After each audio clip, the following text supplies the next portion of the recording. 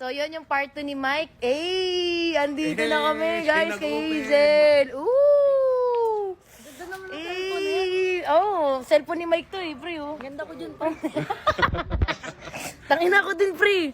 Ang ganda-ganda natin dito, pre. Ooh! Hey! Maganda raw sila doon. Okay. Sana all. Ayan. Ayan na, si Hazel. Hi, welcome sa house. Hi. Pa-blessing na. Ayaw nga niya ng So- blessing eh. Bless. So, ayun guys, dito tayo kina Hazel ngayon. Dinalaw natin siya. So, welcome to her home. Peace. Ayan o, ayan. Eh, kamusta ka na ngayon?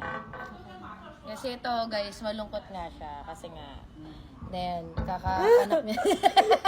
Video pa. Kakatapos nga lang niya mga anak. Actually, nakita ko ni inaanak ko dun sa taas. Sobrang cute-cute niya. Talagang yung mata ko kuwang-kuha niya. Kuwang-kuha niya ba, pre? Hindi. Ino mo. So yun, men, magiging okay ka din, pre. Alam natin yan, pre. May reason ng Diyos, pre. 'Di ba? Kung bakit yan, 'di ba? Ay, logo ko. Love you, pre. Mahal kita, pre. Guys, hindi po kami nag-away. The whole... Thank you. Isa siya sa ano. Ay, isa lang yung pumunta dito at dinalaw ako. Guys, galing pa akong QC. Galing pa akong QC.